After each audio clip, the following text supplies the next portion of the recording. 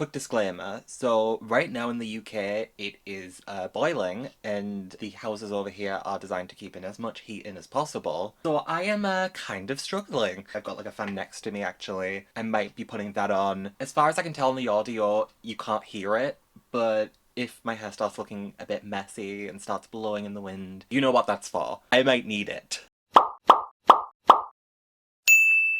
Hi everyone, I'm Arlenette and welcome to the Olliverse, and today I'm talking about something that I really love, and that is unreleased dolls. So you can probably imagine that a lot of toy companies that produce a lot of dolls have a certain sector of them that don't make them to market, and a lot of these end up leaking online in some capacity through mostly pictures, sometimes like a sizzle reel, sometimes they'll be in catalogues even. We have a catalogue example on this list. But a lot of the times it's just like the stock images leak online or through someone's portfolio. And that's what I'm ranking today. I'm ranking a bunch of these unreleased and scrap dolls. I actually asked through my Twitter to see if I could get some more suggestions for this list. Thank you, by the way, if you engaged with that. Like, one time I got like over 20 notifications on Twitter, which was slightly terrifying, but you all gave out some amazing suggestions, and I don't even think any of you clocked that it was for a video, so thanks, I guess, for doing my research. That was a joke. I do my research when it comes to dolls, unlike some channels. But I did add some of your suggestions for unreleased dolls into this tier list, and I will be ranking them today. So I do have some quick ground rules and notes. I couldn't put in all of the Twitter suggestions for unreleased dolls because a lot of them I just didn't know enough about. Like, there are a bunch of like Winx releases and a lot of older dolls that I just didn't know very much about, so I feel like it would be unfair of me to put them in this list and rank them, given the fact that I don't really have the frame of knowledge to properly rank them. I will put a compilation of those dolls on the screen just to show you that the world of unreleased dolls goes way beyond just this list. This is a very small frame of reference. As a result, a lot of these do have more of my opinions tied to them. Just to keep this list relatively short, I have put some parameters on the entries I've included. This is for dolls that only have proven prototypes or proven listings, so no media-only characters like Lily Bo Peep, for example, even though, let's face it,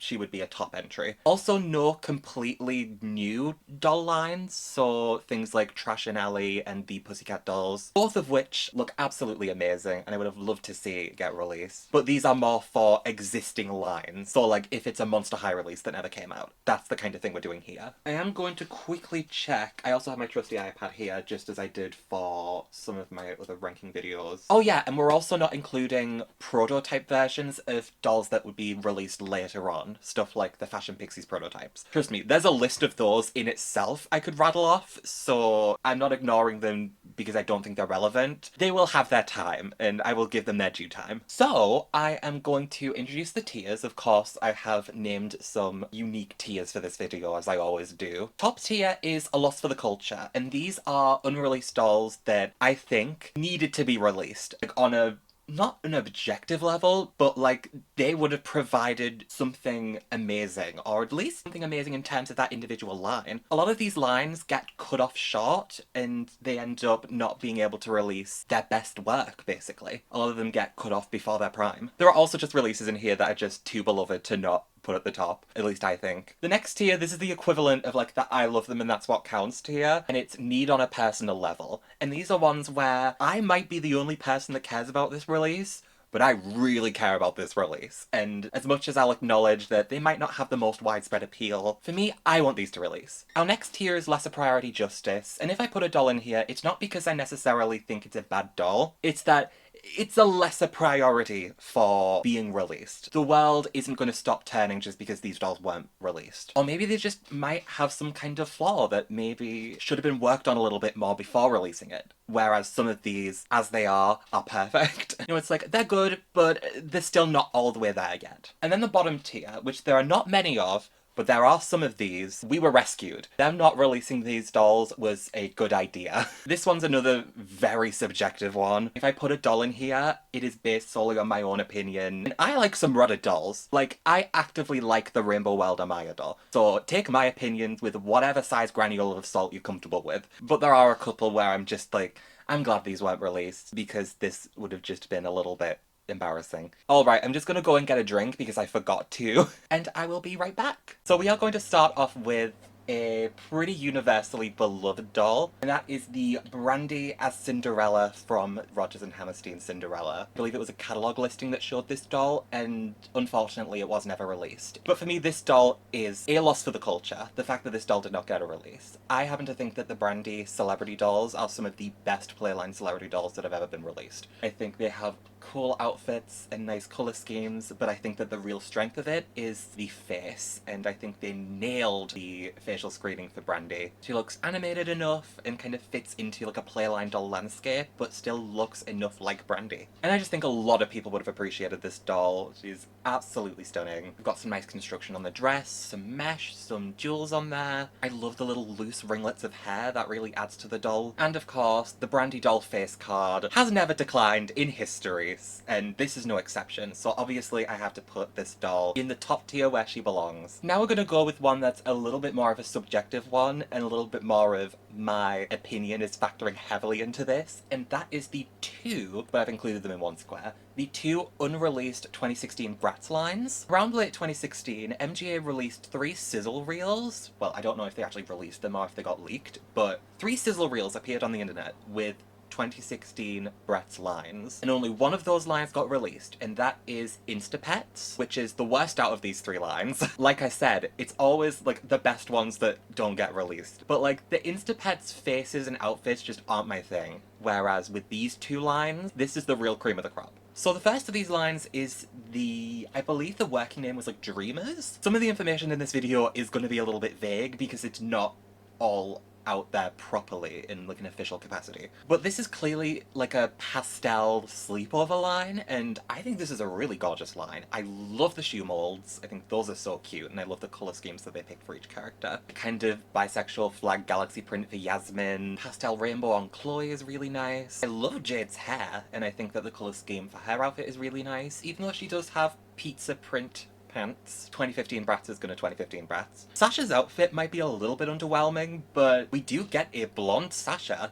Well, or we didn't get a blonde Sasha because they didn't release her. That in itself is a really exciting milestone, and it's a shame that we didn't get to see that doll get released along with the rest of this line. This definitely feels like a more, not necessarily mature or elevated, but a more palatable version to collectors of what they did with the Sleepover Party line in 2015. Something about it just feels a little bit more warm and chill, and I just really like that about that line. The other line is a denim-themed line. This includes Kumi and Chloe. They're both fine, whatever. The real highlights of this line are this pink-haired diva, who I believe, this is another really vague one, I believe was supposed to be the introduction of Felicia in the 2015 canon. I love her shoes, this like kind of strappy athleisure moment, really cute, and that denim jumpsuit is just such a nice piece. But my highlight for this line is this Megan. She is everything to me. This is one of my favourite unreleased Bratz of all time, which is controversial, but the knotted top, the jeans, the dark neutral shoes,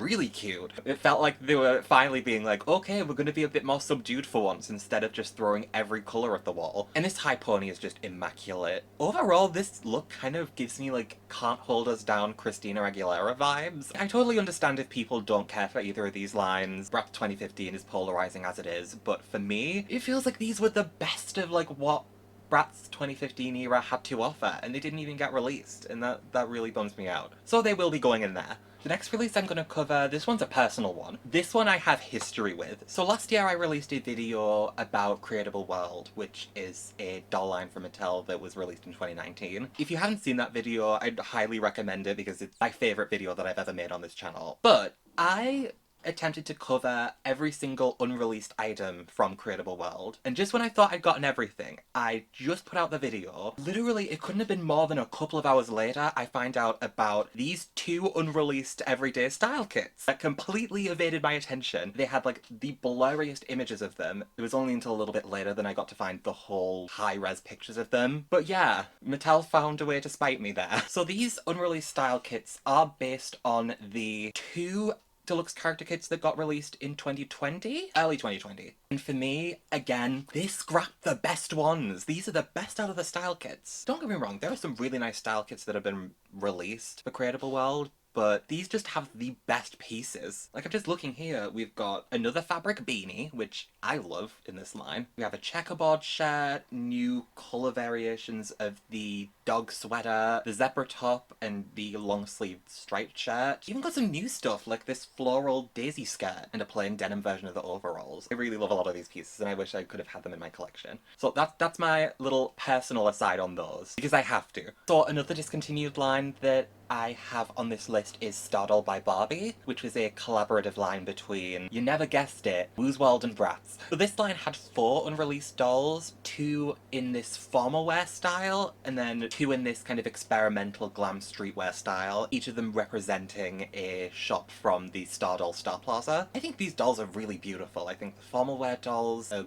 gorgeous and elegant. I really like how experimental the Rio dolls are. The face card on that redhead is exceptional. Like, she has a gorgeous screening. That being said, these dolls are going to have to go into lesser priority justice for me, solely because I don't think anything was going to save these dolls when they had those horrific bodies. So the Stardoll by Barbie dolls had body sculpts inspired by the Stardoll Me doll pose. And to achieve this, they decided to not have any leg articulation whatsoever. Like, not even at the hip. Just a full-on wishbone with hair. I think that ended up kind of dooming the line. I have my own thoughts about how Stardoll by Barbie was kind of doomed, and that's for another time. But what I'm saying is that as gorgeous as these dolls are, I just don't think anything was saving this line.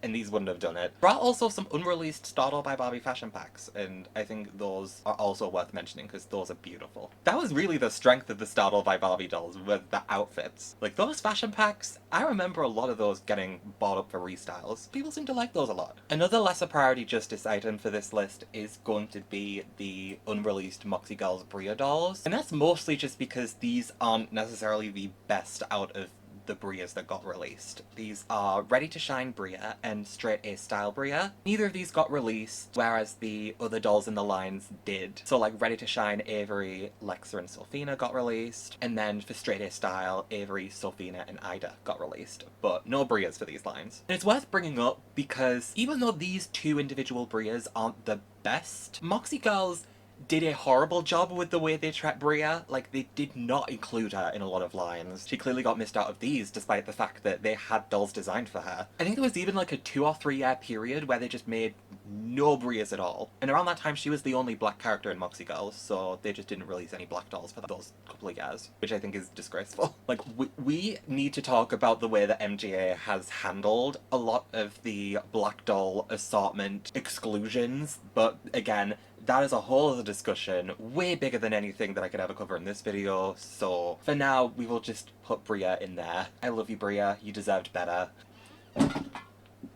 My shoes just fell down. Right, now I'm going to go onto these unreleased La-Di-Da dolls. La-Di-Da was a line released by Spin Master following the discontinuation of Liv, or like around that time. But I think it was a really creative line that ended, again, this is another line that ended too soon, and it ended before they could release their best line. This circus-themed line is going in the top. La-Di-Da not releasing these circus dolls was a loss for the culture. From what I can tell, one of these is the ringmaster, one of them is a clown. You know what you are?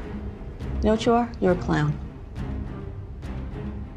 I'm a clown? You're a clown. One of them is dealing out the snacks, and then this one, in the end, she's got a parasol. She's just vibing. I think she might be like an aerialist or like a stunt acrobatic. But these dolls just have such nice colour palettes, very strong designs. They're very eclectic, but they don't feel too overwhelming or like they've just thrown together different elements for the sake of it. Cyan just has like a flower growing out of her hat. I love the hair blend on Tylee, or I believe that's a hair blend. It's not the highest quality image. Also, I think Dee's boots have laces on them, which is really cool. There are some things that don't make sense about these dolls, like why does Dee have 2 different sleeves? Like the colours are different. But overall, I'm just like, this is such an excellent line. It just needed to be released. I don't know what to tell you. There are some other unreleased La-Di-Da dolls, and I have a couple of them on this list. One of them is like this holiday ice dancer majorette, which is really gorgeous. This is the prototype, but she's got a really nice fluffy hat. Some great outfit construction by the look of it. This ice blue military jacket, long multi-layered skirt, like really gorgeous. Apparently this design did find its way on the La Di Da website, but it's a shame that this doll never got released. And same with this, I believe this is like a Valentine's D? Oh wait, no.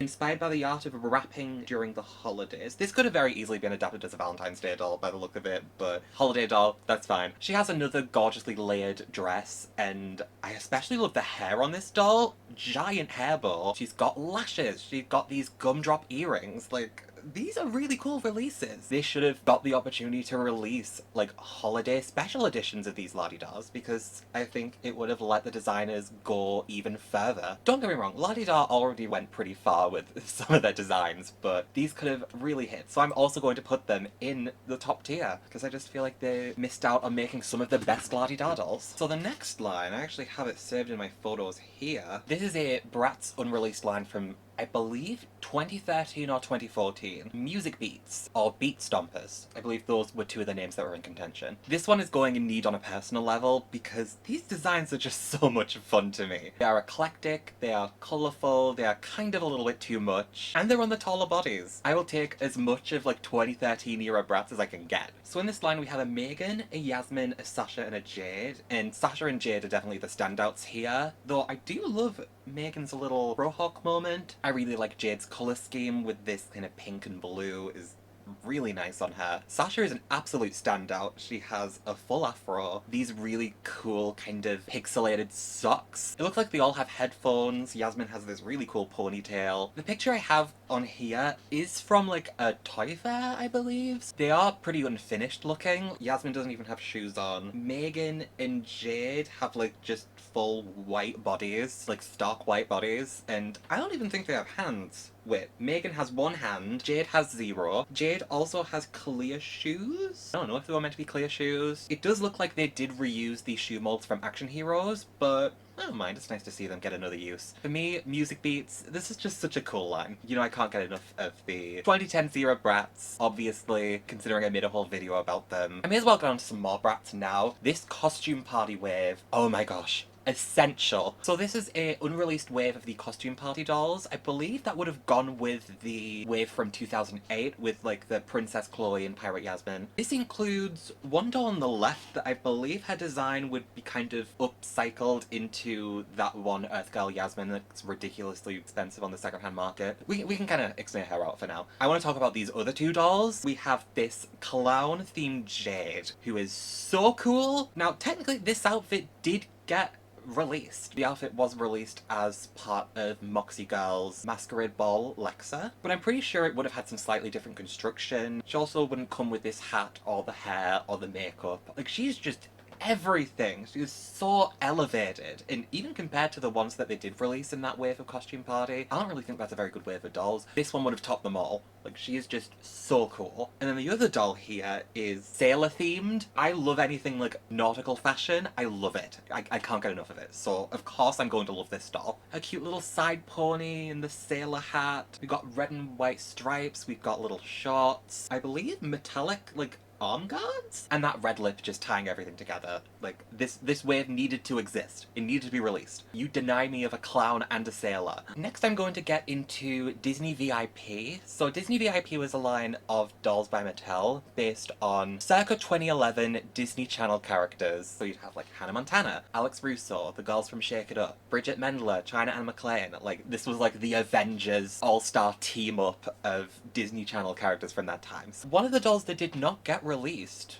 but was on the original launch pamphlet, which I believe was included with the Hannah Montana Forever DVD, was Sunny from Sunny with a Chance. To me, the fact we didn't get this doll is devastating, because as much as it is just like another one of the Disney VIP dolls, it's just a part of the line. They likely scrapped this after they'd taken the stock photos, but before they'd put together the final packaging for the dolls. Just a shame that we never got to see this doll. It's not completely confirmed why this doll wasn't released, but it is likely that Demi Lovato leaving Sunny with a Chance was a significant contribution to this doll not getting released. Honestly, Mattel could have still easily just released this doll. If they released the Hannah Montana doll, considering that it was on the last season of Hannah Montana. I don't think that it would have been too weird to put out the Sunny doll as well, but it's been over a decade at this point. It's not getting released. Right, Monster High Classroom Operetta. This was, I believe, supposed to be the first appearance of Operetta. This was going to be her debut in the 2011 Classroom line, but her doll was scrapped and the character was put back on the drawing board. And to that I say, thank God. I'm sorry, if you like this doll, that is completely fair, and I'm not going to judge you for that. I think this doll is hideous. Like, she is just ugly. Like, you have this weird bob with the yellow and purple, and I like yellow and purple as a colour combination, but it just feels so random compared to this outfit, which is the pink and blue. It's like all been thrown together weirdly. She has chandelier earrings, which I guess makes sense with the Phantom of the Opera, but also like it's this searing yellow and pink that Draculaura wouldn't even wear. And this was during her Imperial yellow and pink era. Like, the boots are nice, but they don't go with the outfit. She has a generic skullet belt. Overall, her outfit feels more like an outfit representing the branding of Monster High around this time, rather than this is an outfit for a character. I'm happy this doll didn't get released, because the operetta that we did get, I think, is such a stroke of creativity, and I really love her. Whereas this feels like they tried something different, which I can respect. I can respect trying something different, but it just doesn't look very good. I'm glad they took her back to the drawing board, because this is just not it for me. For Monster High Scream Team line, this is a lesser priority justice for me. And the main reason that this is going in lesser priority justice is that these outfits did get released as fashion packs, and I think that that was a good way to release these dolls. I don't think around this time of Monster High, I don't think it was appropriate for them to just like put out a ton of random lines or something as niche as this. Like how the Rainbow High cheer line, people didn't really vibe with it that much. It's kind of like this. And I think Monster High went with the right route of putting them out as fashion packs instead. The only things that I think we really missed out on with these dolls is Draculaura has a really nice face. Claudine Wolf has a really cute afro, which it felt like an uphill battle to get any kind of textured hair for Claudine during Monster High G1. Honestly, it still kind of does feel like that. We get more protective hairstyles, like braids, but we don't really see a lot of Claudine in curlier hairstyles like that. Like, I don't think we really see it very often. And then the other thing is that we could have got Claude Wolf a little bit earlier, which would have been nice, and I like this hair on Claude, but also I think that when they introduced Claude with the Forbidden Love 2 pack, that was the right time to introduce Claude.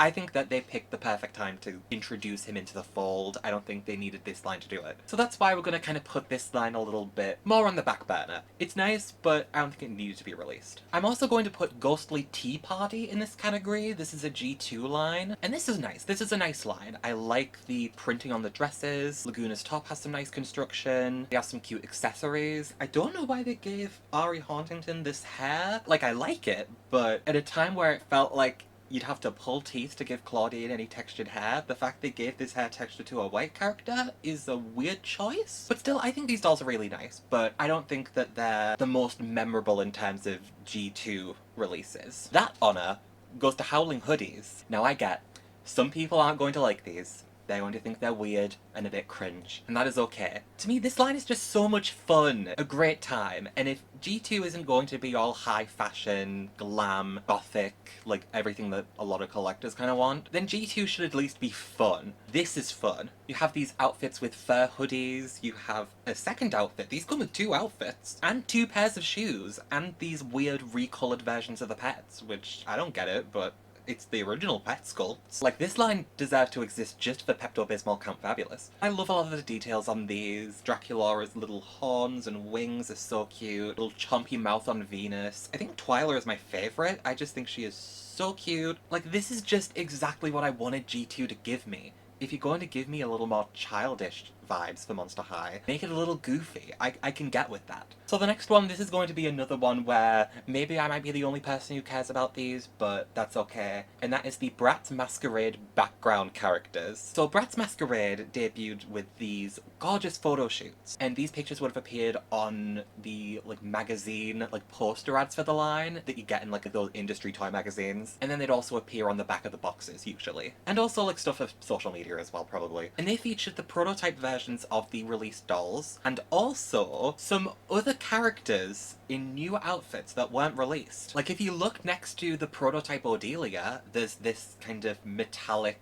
fairy that's not the actual fairy that they released. And she's got blonde hair and this different screening. A lot of these are just like redressed versions of existing dolls. So like you have Daphne from Express It in this beautiful genie outfit, like a blue version of what Barbara Eden wore in I Dream of Jeannie. You have this leopard cat girl looking outfit. I can't really tell what it is. The lighting is not great on some of these, so I can't really tell, but it looks a bit like Bridget from Style It wearing that outfit. And then we also have Yasmin in this, like, I think it's supposed to be like a fortune teller kind of outfit. And then right next to her, my beloved Liliana from 10-10-10 in a pirate outfit.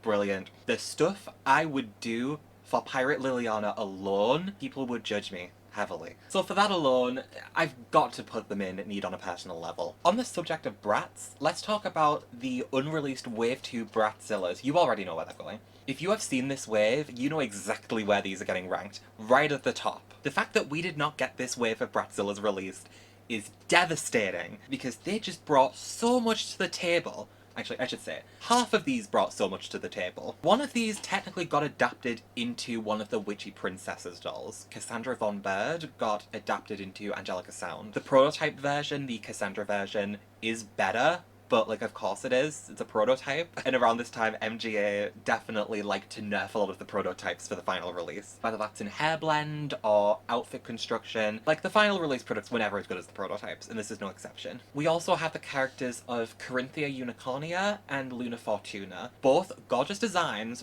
but I definitely think that these share a lot of elements visually with Yasmina and Megana respectively. Like Luna's outfit is beautiful, and I like this hair colour, but you look at the face and you look at the hair, it's very Megana. And then Corinthia, I think it is just the fact that they reused Yasmina's face for her. Even giving her a different eye colour could have maybe helped to distinguish her more. But the three real stars of this wave of Bratzillas are Eloise de Vries, Abracadabra, and especially Ludwina Crawls. These show the amount of brimming potential that Bratzillas had and just could not get to because they got cut off early. They were already showing tons of potential with Back to Magic and the Witchy Princesses, but you just look at some of these, they are just exceptional. I love the hair and the veil on Eloise, the eyes are so gorgeous with how they're like all cloudy. Her makeup is also superb. The lip lining is everything. You can't really tell with the veil covering her face, but I believe she has some creative blush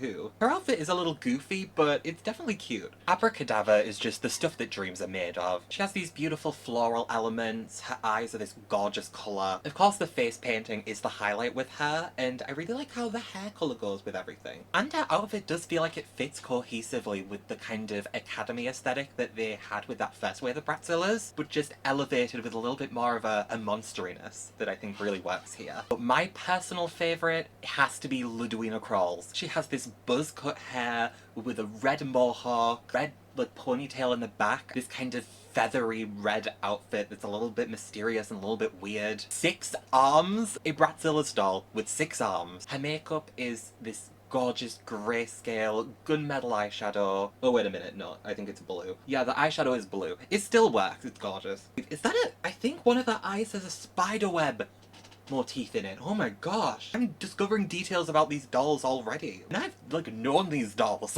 I just think that Ludwina Crawls is the top doll on this unreleased doll list that I want the most, because she just represents so much potential and so much like exciting development that Bratzillas could have had, and it's edgy and it's alternative and it's still kind of fluffy.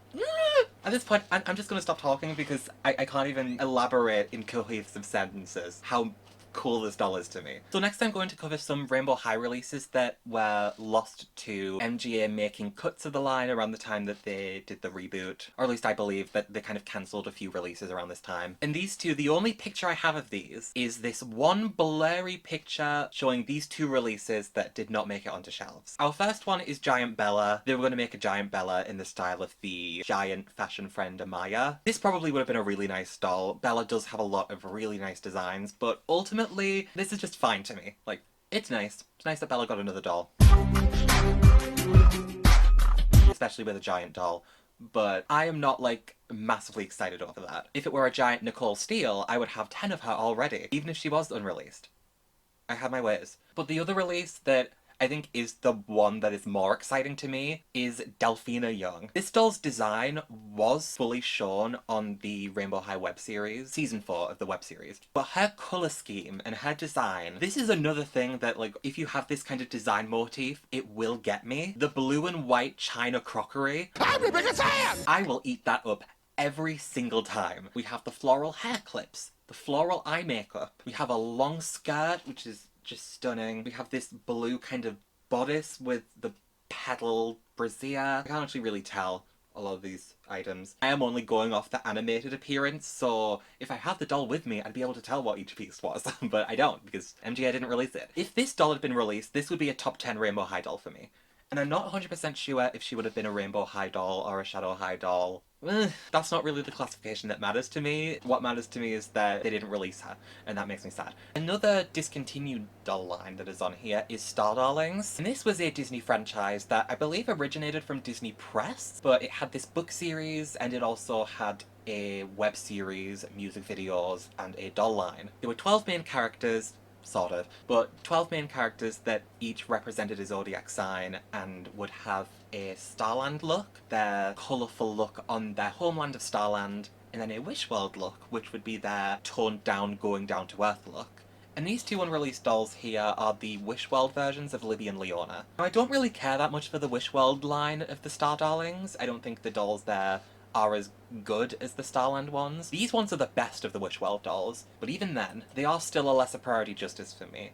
Like, these look great. I love the outfits on these. I love this blue that goes with the yellow top on Leona. I love Libby's brown hair is really nice with the pink streak. But I would be lying if I said that this was the major snub with Star Darlings that annoyed me. Because 5 of those 12 main characters did not get a single doll release. I will properly campaign for the Wishwell dolls to be released once we have Astra and Adora as dolls. That's another thing that's probably never going to happen now, because Disney completely screwed up Star Darlings. That is its own conversation. I feel like this video is just me planting seeds for future videos. Another lesser priority justice for me would be the unreleased Ever After High dolls after the reboot, or the soft reboot. Like, these are all nice dolls, but none of them truly excite me, and I don't think that any of them really showed an upwards trajectory from what they were putting out around this time. Some of these are marginally better than the ones with, like, the molded on clothing and stuff. But, like, the budget sleepover line, it's fine, it's very formulaic. These, like, deluxe dolls are nice, but, like, the outfit construction to me is kind of messy. They do come with extra shoes, but I do find them quite underwhelming. And then the other doll is the hair change Michelle Mermaid, and I'm just not really that much of a Michelle Mermaid fan. Like, she's like a C-tier mermaid character for me. But I do like a hair change gimmick, and she does look pretty cute, but she's reusing the shoulder piece from her main doll. The skirt is half print, not full print. You have the bare minimum in terms of tulle. I feel like around this time, Ever After High had really, like, signaled its death knell, and they just needed to leave the premises, because they weren't going to do anything much better at that point, and that is sad. Like, they were not going to give us the Ramona Bad Wolf that we wanted, which is a shame. 2 dolls that definitely would have had an upwards trajectory for their respective lines would be LOL Fierce, Candylicious, and Kitty K. From what I can tell, the Fierce line, even though they were really nice dolls and they had these new bodies and they felt like OMG was really pushing itself, the problem was is that they came out with quite a high price tag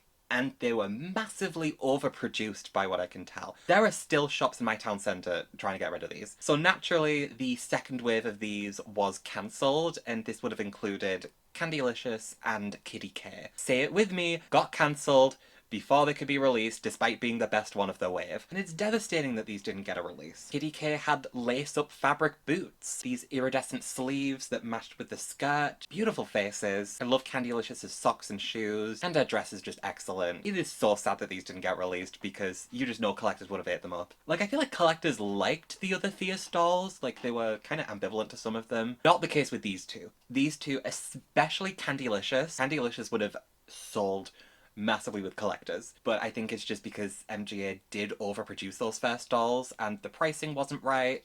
It wasn't meant to be with these ones, which is a shame. So the Mattel Brats. Let's talk about the Mattel Brats for a minute. If you watched my video on the 10th anniversary of Bratz, you will know that Mattel were producing their own version of Bratz. Over the years, various details about them ended up leaking online, including, like, just eBay sellers selling the heads of these dolls, and I think that that's one of the best things about these dolls, the heads. I really love the faces on these. However, I think that a lot of the outfits I've seen for them, like the packaged prototypes that got leaked a few years back, are kind of underwhelming to me, so I think I would have to put them in lesser priority justice. As much as I love the faces, and I love that they did keep on the pop-off shoe gimmick, some molds did get leaked of those as well. Ultimately, I feel like the complete product just isn't as there as a lot of the older Bratz that I think people would always compare these to. And also I think that just the idea of Mattel making Bratz is always going to seem a little bit wrong to me. The way things worked out ultimately with MGA getting the rights back and the 2010 dolls getting released, I feel like it all came out in the wash in the end the way it should do. But still, I would kill for one of those mystery heads. Barbie Global Frequency on potential alone is going in the top tier. First of all, quick note, this packaging, it is like the perfect blend of like digital Y2K mixed with Frutica Metro. I love that so much. But also this line conceptually is just so cool of having these dolls representing global destinations. And obviously it's not like this is some new out there concept, like Dolls of the World is already something that exists. But it would have been nice to have this kind of more contemporary streetwear version of that with the Global Frequency line. So we have two dolls here. We have a Tokyo and a London, and they're both just cool as hell. I wish they'd have gotten released. However, I think that the biggest thing about this that makes me sad that these dolls didn't get released is that if these had done well, it could have been a whole series. We could have had like a whole continuous line in the way that we have stuff like the Barbie Lux, or even as like running alongside Fashion Fever around that time. Like more dolls representing different destinations, like Paris or Marrakesh or something for all these different cities. That would have been such a cool idea. It also does feel like a more respectful example of dolls showing off a different culture in a more contemporary way. Some lines do it and they just look like caricatures. This feels like more like what a young person would wear. So I very much appreciate that. Right, this one's a really interesting one. It's the one-of-a-kind Project MC Squared Scream Queens dolls. I only found out about these like a month ago or so, and I've just been thinking about them ever since. So Project MC Squared is a line that has a very special place in my heart. Naturally, anything to do with that line is going to pique my interest. But I saw these apparently were one-of-a-kind dolls based on the characters and outfits from the series Scream Queens, which I think is one of those shows that is just very well known in queer spaces. Like, you cast Emma Roberts as a mean girl, you are going to have a bunch of gays swarming around her. That's just one of the facts of life. And I believe that these were one-of-a-kind customs given out to the cast members, but my only source is literally Twitter. It was all a lie. Guys, it was all a lie. She lied. Grain of salt. But I just think these are so cool because, one, I think that the outfits in Scream Queens are great, and two, it's nice seeing the MC Squared molds tailored to fit other characters and other actresses. I will say, some of the eye placements on these dolls, you could have, like, fiddled with the eye placements so they weren't looking like that. But overall, like, these are just so cool to me. These are definitely a need on a personal level, but I get if other people don't really care about them, considering, like, I'm one of the 10 people that genuinely likes Project MC Squared. Right, I feel like I've been putting this one off, but the Monster High Freddie Hawkins 5-pack. This was originally going to be the mall-themed 5-pack that had Invisibility and a couple of other characters in there. Was originally intended to be a Freddie Hawkins-themed pack. It was going to be like the school dance, and it was going to have Abby and Heath, and then Scarlet and Invisibility, and then Bloodgood together in a pack. Now, in theory, I love that idea. It sounds really cool. Great to have some more boy dolls. Great to have Heath and Abby together in a pack. Great to have Scarlet and Invisibility together in a pack. Great to have another Bloodgood. However, the execution of these dolls, I do not like them at all. I'm sorry. They just do not work. Heath and Abby are probably the best ones here, but their garments are very basic. I feel like if you kind of retrofitted these outfits and made them a bit more interesting, you could have had a nice 2-pack. So after I recorded this video, I found out that someone had done exactly that and took the Abby and Heath dolls from this 5-pack, amped up the outfits and made them into a 2-pack. So this is from Twitter user Cleo's Nile, and I love this custom 2-pack so much. I would legitimately buy this if it was a real thing. This definitely qualifies as a loss for the culture, not having this pack be real. This Abby has gorgeous hair and great makeup, and like this Heath is clearly unfinished, so like I'm not going to judge him completely on the unfinished state because that's not fair. Like the swapping Fire and Ice nice element of that. That could have worked. That could have been cool. That could have been built up into something. I would have liked to see that. But then you have Scara and Invisibility, and they've done like the swapping thing too, but they've swapped hair colours, and it just kind of looks weird. It's like, I get why they did it, but I don't really see the appeal. You have these matching outfits with these vinyl shoulder top pieces, and then what I can only describe as the flesh-eating wall from Madonna's 4 Minutes video as the print of the top and Scara's dress. And I just don't like it. I really don't like these outfits. It's really ugly to me. And they randomly have glasses. Okay. They have plain glasses. And then Bloodgood. I don't hate this Bloodgood. I actually think she looks really nice.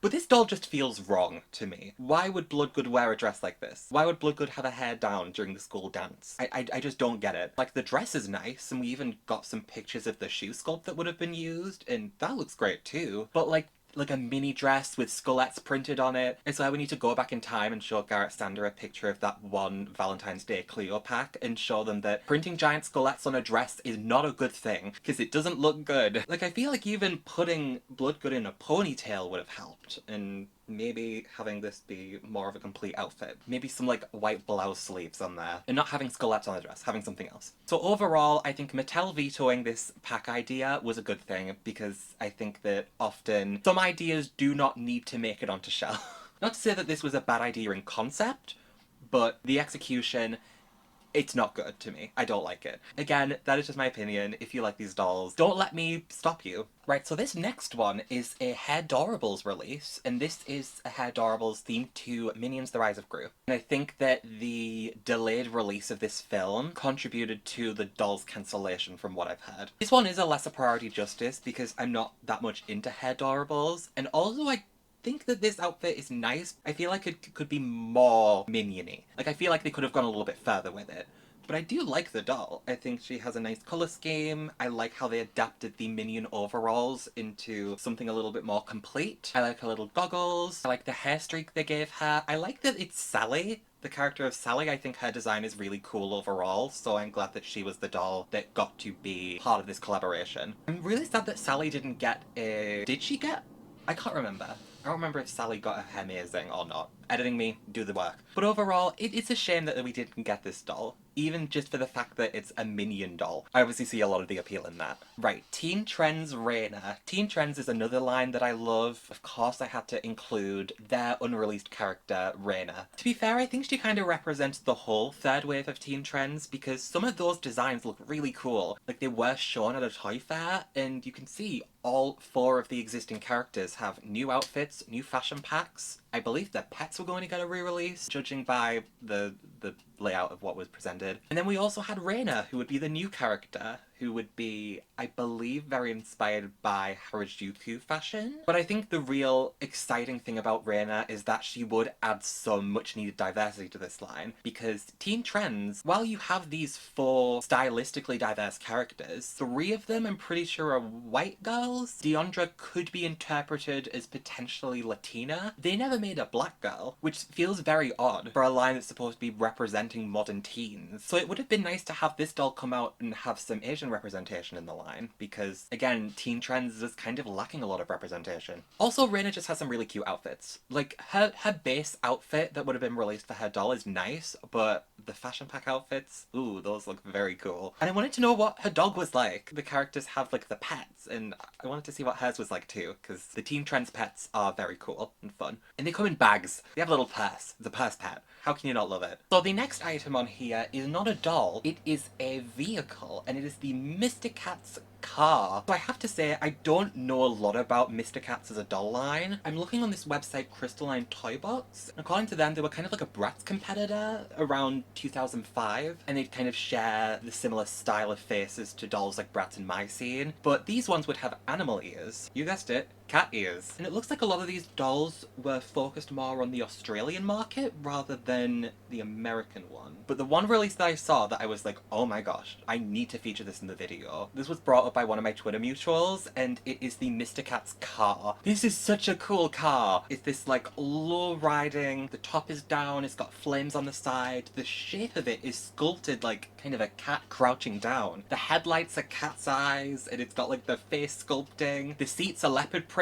Need I say more? I love some good old tacky leopard print. It's great. As far as doll vehicles go, this is one of my top favourites, and this one didn't even get produced, which is such a shame, because I would have loved to have some of my dolls in there. Apologies if my information on Mr. Cats is very vague, I don't know very much about it, but I would recommend the guide on Crystalline Toy Box on WordPress. That is what I'm reading off now, and it is the only reason why I sound even half as coherent as I should. Okay, the Bratz spy bodies. This is a very interesting one because this line, the Bratz spy line, is very much these dolls with basic bodysuits with corsets. It's like fencing outfits almost. They have unreleased artwork and they also have outfit prototypes. So this line was unreleased, but I'm not really talking as much about the spy line in this entry. I'm talking about the bodies. These articulated bodies, I'm going to put them in need on a personal level just out of my own curiosity because I think that ultimately this is more my own fascination rather than any real need for these to be released on a cultural level. I'm just saying words at this point, you can tell I'm getting late in the filming. But these dolls have a torso joint, like a bust joint, double jointed knees with a pivot in them, and they also have the movie arms, which like I don't love the movie arms if I'm honest, they're not my favourites. They're just way too long. But whatever, they have movie arms as well. And I just think that these would have been a really interesting release because maybe this would have kind of influenced the direction of Bratz articulated bodies in the future. Obviously, we'd get more articulated bodies with the 2010 party bodies, the 2016 Instapets bodies. Even the standard 2015 dolls had actual knee joints on the outside and not just a click knee. And I like a click knee, but I would have loved to see these knee joints in particular implemented into a doll line because I just think they are really cool. Alright, the mermaid sirens, to me, these are a lesser priority thing. And here's my reasoning. I like these dolls, and I think they would have sold decently well if they'd have been released. But ultimately, they're just not my favourites. The eye placements and the faces feel like a backward step from a lot of the existing mermaids dolls. Like, those mermaids dolls, you can say what you want about some of the eye colours and stuff. I'm talking about you, Gwen. But the faces, they are well put together, and these kind of just feel a little bit more like a step back from those. The molded tops are not my favourite. The wings are not my favourites. I think the one thing I really do like about these dolls is the tail articulation, and this is what I think that the standard mermaids should have had. Proper tail joints, like they have one at the fin, but they also have one in the middle of the tail, and that would have been so helpful. These are a bit closer to what you'd see with like the Monster High Great Scarier Reef bodies, where they'd have like multiple joints in the tail, and I think that that works. So overall, I think the dolls themselves are not my favourites, especially compared to the Slumber Party dolls. I'm glad that those got released, because those are just exceptional to me. But I think it's more that there are elements of these dolls that I think could have been brought into the main mermaids line, rather than me particularly having an interest in these individual dolls. Now we are onto our final entry. This is technically a little bit of a stretch of an entry because these are renderings rather than confirmed listings, but I have to talk about the unreleased Novi Stars designs. This is another example of a line that was cut short before they could hit their true potential, because I think Novi Stars has some gorgeous designs. The faces are exceptional, but I don't think the quality ever justified the prices, especially the prices I'm seeing online now for Novi Stars. I just don't think the quality was ever properly there. But then you look at some of these sculpts, some of these unreleased models of the bodies that would have been produced, and you're just like, oh my gosh, we could have had this? You could just tell that this line was on an incline. They were building up to something more. Like, a lot of these designs have more Monster High-like proportions rather than the, like, smaller proportions that they had existingly. It's not a word. You can tell I'm getting tired because I'm making up words now. But you had this, like, reptilian design with this long tail and the antenna. I don't even know if reptiles have antenna. Well, this one does anyway. You have this mermaid, these gorgeous ears that are so cool. You've even got some nice eyebrow sculpting. My favourite is probably this kind of monstery one with the mummy wraps around the head, and he also has some stitching molded onto a leg. And you can even see like the gaps where the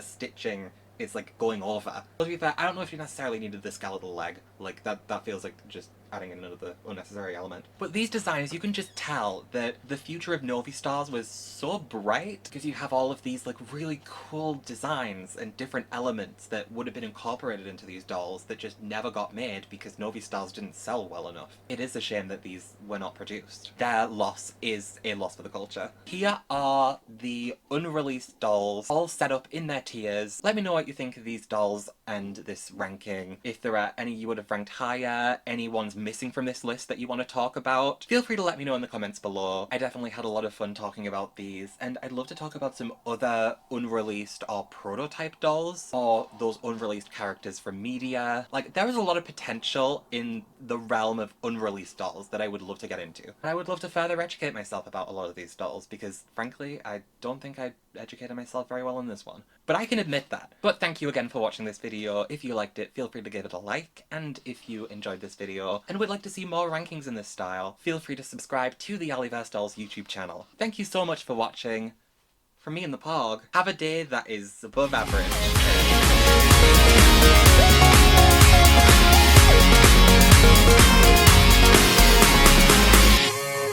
Also, side tangent on Disney VIP. I have a bone to pick. Why did they not release a Debbie Ryan doll? You're telling me you could have had Sweet Life on Deck, you could have had Jessie, even Radio Rebel. Maybe if you wanted to get, like, extra technical, you could say 16 Wishes, even though that's technically not, like, a Disney Channel movie. It was acquired for the network. Still, the fact that I, and other people, but I was denied getting a Debbie Ryan doll, I will never forgive Disney for that. They have done worse. They have done a lot worse. But that, to me, it's pretty bad that they did that.